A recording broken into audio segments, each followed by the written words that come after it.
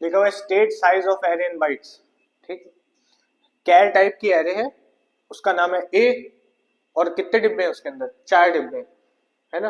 तो मतलब कुछ इस तरीके की मेमोरी होगी उसकी, 4 ब्लॉक्स होंगे, और इस एरे का नाम ए है। साइज क्या होगा इसका, तो बता पाएगा? 4 साइज होगा। हाँ, state size of array in bytes, bytes में आंसर देना है आपको। कैर डेटा टाइप का साइज कितना होता है बाइट्स में? 2 बाइट्स होता है कैर का, है ना। एक डिब्बा 2 बाइट्स, दूसरा डिब्बा फिर 2, ये भी 2, ये भी 2, टोटल कितने हो गए? 8, मतलब 2 into 4। तो ये याद रखना, सीधे सीधे डिब्बे गिन के नहीं बता देने 4। साइज इन बाइट्स पूछा गया है, कैर का एक वेरिएबल है ना, 2 बाइट्स होता है, तो यहाँ पे 4 है एक तरीके से देखे जाए, तो इसका साइज निकलेगा 4 ब्लॉक्स, और साइज इन बाइट कितना है 2, तो मतलब आ गया। पूछना है, यहाँ लिखा है फ्लोट P4, फिर से 4 डिब्बे होने वाले हैं, और फ्लोट का साइज कितना होता है? 4 बाइट्स होता है ना। फ्लोट का साइज 4 बाइट्स होता है, आईएनटी का साइज 4 बाइट्स होता है, लॉन्ग का 8 बाइट्स, डबल का 8 बाइट्स। ठीक, तो वैसे अगर फ्लोट का 4 है और इसके 4 ब्लॉक्स हैं, तो कितने निकालेंगे? 4 into 4, है ना। मतलब ये एक फ्लोट टाइप की एरे है, ईच ब्लॉक का 4 बाइट साइज है। तो देखो कितना साफ समझ में आ रहा है, कितना? 16। पूछना है, बोर्ड का क्वेश्चन है। और सीधे सीधे 8 और 16 ना लिखना, बाइट जरूर लगा देना कि हम इसे बता रहे हैं, बाइट्स में बता रहे हैं।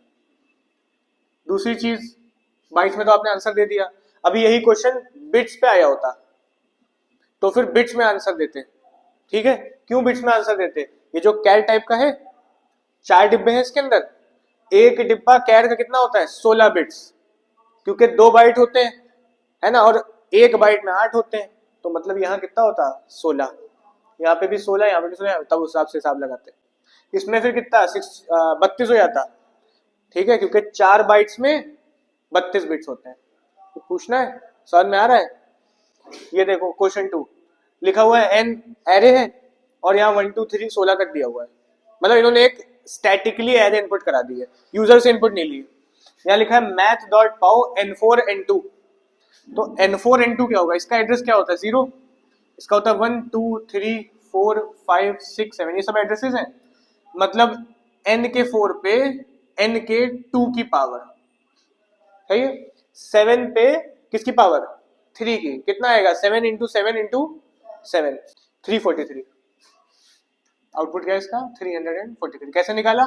7 पे 3 की पावर लगा दी, तो 7 into 3 नहीं, 7 into 7 into 7। कुछ पूछना है? तो हमने तुम्हें पहले क्या बताया था कि आपको पहले प्रोग्रामिंग करनी है, तभी तुम थ्योरी कर पाओगे। तो अगर तुमने प्रोग्रामिंग करी तो थोड़ी बहुत समझ में आएगी, क्योंकि तुम्हें ब्लॉक्स का पता है ना, वरना ये सब एकदम नहीं समझ में आएंगे। तो वो math dot SQRT n5 plus n7। n5 क्या है ना, फिफ्थ एड्रेस। n7 क्या है? 16। दोनों को प्लस करेंगे क्या बनेगा? और 25 का स्क्वायर रूट कितना होगा? 5। स्क्वायर रूट क्या होता है? स्क्वायर का उल्टा सोच लेना। ऐसा नंबर बताना जिसको 2 बार मल्टीप्लाई करने 25 आ जाए। 5 5 25।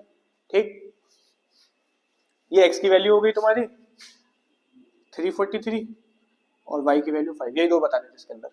आगे लिखा हुआ है स्टेट आउटपुट, फिर से एक एरे है, और इन्होंने डिक्लेयर करी कितने साइज की है?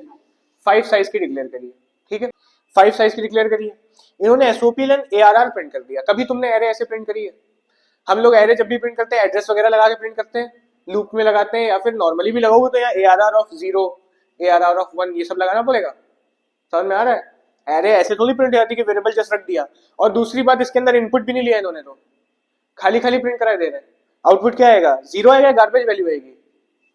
गार्बेज वैल्यू 0 भी तब आता जब वहां 0 होता। आपने तो ना इनपुट लिया ना कुछ, ऐसे ही प्रिंट करा दिया, ना यहाँ पे एड्रेस रखे ब्लॉक लगा के। समझ में आ रहा है कुछ? लिखा हुआ x नाम की एरे, स्टैटिकली इनपुट दी इन्होंने 3 4 3 7 8 9 10। p की वैल्यू बतानी है और q की वैल्यू बतानी है। p में लिखा है x डॉट लेंथ, p में क्या आ जाएगा? 6 आ जाएगा। लेंथ का काम देख चुके हो, 3 4 5 6। q की वैल्यू बताइए, q में क्या आएगा? x2। x2 का मतलब क्या है? 3 के 7, है ना। 2 एड्रेस हमारे 7 का है।